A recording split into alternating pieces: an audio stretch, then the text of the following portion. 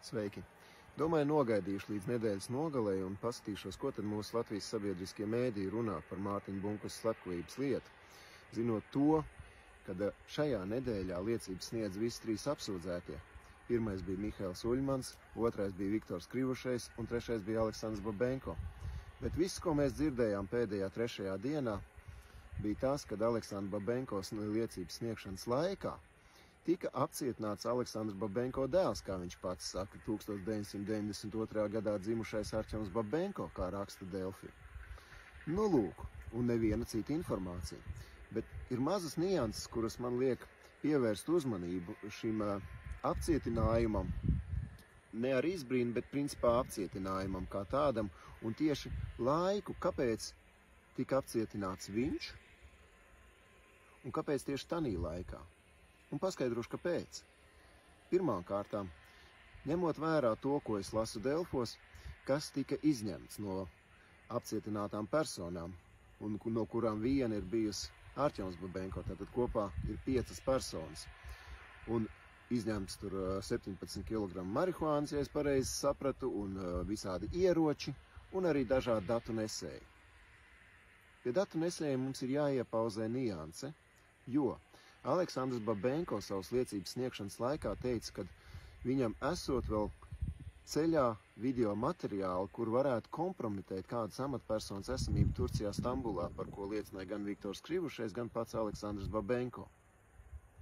Jo Aleksandrs Babenko, kad liecināja par šo amatpersonu un vēl vienu personu vārdā Dmitrijs Grečņevs, tad esot fotoattēli, ja es pareizi sapratu, ka tie ir no muitas, kad ir tiktas šķērstotas robežas, laiki, un arī viesnīcas, kur ir dzīvojušas, uzturējušās šīs personas, gan amatpersona, gan šis Dmitrijs Grečņevs. Nu, lūk, tas man liekas ļoti interesanti.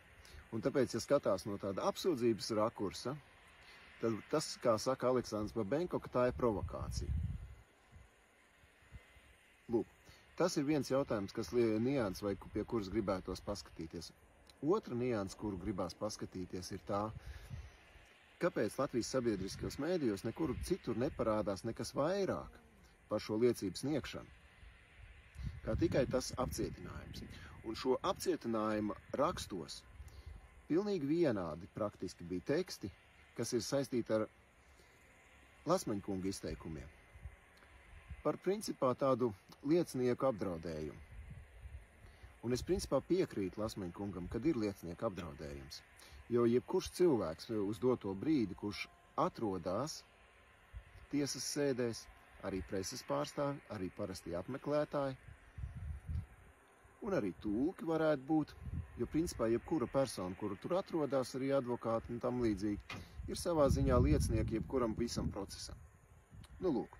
Un šis apdraudējums tiešām pastāv, bet tas, no kā tad viņš īsti pastāv, tas rada jautājumu. Un te ir vēl viena maza nianse. Šajā rakstā, ja es nešaubos, tas bija vakar, ir Grišinkunga izteikums, kas attiecās uz likuma spēku, un ja kāds atļausies padomāt vērsties pret valsts policiju vai valsts amatpersonām kaut kādā veidā. Nu lūk, bet tas teksts, ko saka Grišinkungs, jūs redzēsiet tālāk ekrāna šāviņā, ir principā ļoti, ļoti daudzpusīgs. Jo, ja principā, es tagad pieņemsim iešu pa ielu un redzēšu, ka kāda policista darbība būs necienīga un nekorekta pret cilvēku, es pat nedrīkstu padomāt to dokumentēt, jo tā būtu uzskatām par savā ziņā vēršanos pret. Bet tad ir rodās jautājums, vai nav tā, ka jebkurš preses pārstāvis, vienalga, vai tas ir neatkarīgais vai kāds cits preses pārstāvs, kurš tiešām runā atbilstoši lietai un pierādījumiem, nekļūst par apdraudējumu valsts varai vai valsts amatpersonā. Un pat neskatoties uz to, ja viņam ir taisnība un tur reāls pierādījums ir, ka tur mauc, tad kas būs tālāk? Nākošā nianse, kas attiecās vēl tālāk vēl. Vai nav tā, ka šīs tiesas sēdes grib padarīt publikai nezināmas? jo tad var dot tikai to informāciju, kas ir ērta vienai pusē. Jo, ja jūs paskatīsieties plašsaziņas līdzekļos, kas sniedz intervijas, kādā veidā un kā tās pārklājās ar to, ko pasniedz neatkarīgie mēdī, pat aizno no tiesas sēžzāles. Un ļoti daudzpusīgi sanāk tā, ka ne jau neatkarīgie mēdī ir tie, kuri dezinformē sabiedrību, bet gan veids, kā tiek pasniegts cenzūrēta informācija sabiedrībai. Un kādā veidā un kuros laikos un par ko. Un tas ir tās nianses, kurām mums jāpievērš uzmanība. Un tad ir jautājums, cik tad mēs demokrātiskā valstī vai drošā valstī vispār dzīvojam. Jo uz doto brīdi sanāk tā, ka mēs nezinām, ja mēs burtiski paņemam kaut kādā ziņā Grišina kunga izteikumu, mēs nevaram zināt par to, vai mēs cilvēki, dzīvojošie sabiedrībā, varam uzticēties policijai un amatpersonām, kuras principā rūpējās par mūsu drošību. Jo no viņa izteikuma sanāk, ka mums ir jābaidās no viņiem. Un nedod Dievs, pat ja būs pierādām kāda nekorekta un nepatiesa rīcība, mēs nemaz nedrīkstam pat domāt par to, lai par to kādam kaut ko teikt vai vispār runāt. Tas ir interpretējošs jautājums un interpretējošs izskaidrojums. Bet, ja tā padomā, var paskatīties arī tā. Un vēl var paskatīties uz to izteikumu ļoti vienkārši. Jā, amatpersonas, godprātīgas, strādājošas, kuras cīnās par likumu, ir jāsargā. Tāpatās kā jebkurš cilvēks, kurš cenšas strādāt un pasniegt patiesību un palīdzēt sabiedrībai. Ir jārūpējās par to, lai būtu šis taisnīgums, un šim taisnīgumam ir patiešām jābūt. Es esmu tikai par taisnīgumu. Interesanti ir tas, kāpēc tas tā nav. Kāpēc tiek pasniegts tas, kā man teica viens žurnālists, vienu dienu atpakaļ, ka policija kalpo varai, ne tautai.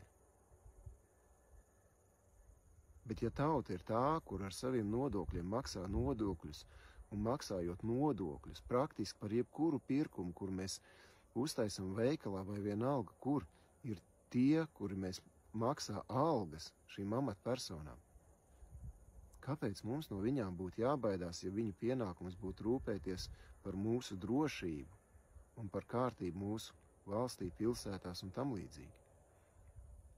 Jo savā ziņā tas ir nevis brīdinājums, jo es domāju, ka Grišina kungs to ir teicis kā brīdinājumu, visdrīzākais attiecinoši uz organizēto noziedzību, bet viņa izteikums var būt arī kā draudus jebkuram cilvēkam.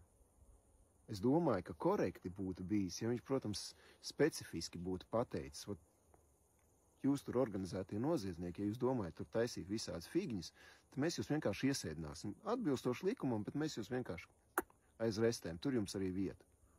Nu, pareizi viss, bet tad specifiski, jo nevar tik divdomīgi teikt, cilvēks ir interpretējoši būtni ceļš mūsdienu laikmetā.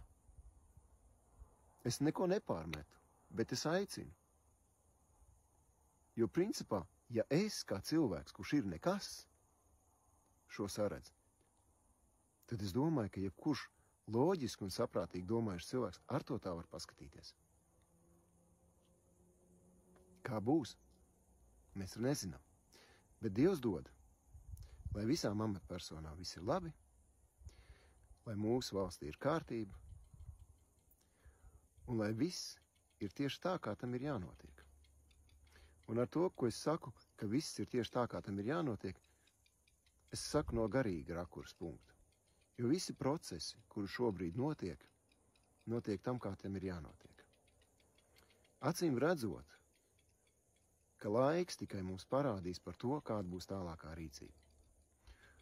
Un kā jau teicu, šī bija viena no interesantākajām nedēļām visā Mārtiņa Bunkus slepkavības iztiesāšanas laikā. Tas, kas būs tālāk, manuprāt, būs stipri savādāk. Bet būs interesanti, ja izrādīsies, kad ir pierādījumi par amatpersonu vainu, un kas sekos attiecinoši uz šīm amatpersonām no pašām amatpersonām. Vai tiks uzsākt iekšējā dienesta izmeklēšana, vai netiks, vai tiks pārbaudīts tās liecības, vai netiks. Pat ja viņas ir varbūtības lietā, kā pasniedz Aleksandrs Babenko, tad loģiski būtu, ka šīs liecības tiek pārbaudīts uz reāliem faktiem. Un ja reālie fakti liecina par to, ka tas tā ir, tad lai cik augsta ranga amatpersona būtu, tad viņai principā ir pašai jāatzīstās par to, nevis jāveic dienesta izmeklēšana, bet jāatnāk un jāpasaka, jā, klausieties, veči, ir tāda lieta, es nolaidu slažu, sodiet mani. Tas būtu godprātīgi. Neviens, protams, diez vai tā darīs, bet tas tā var būt. Nu, lūk. Un tad tā kulminācija par šo nedēļu ir tāda, ka es savā ziņā esmu vīlies Latvijas sabiedriskos mēdījos par to, ka nerunā vairāk. Jo vajadzētu runāt vairāk. Mums ir tik daudz tiesas sēdes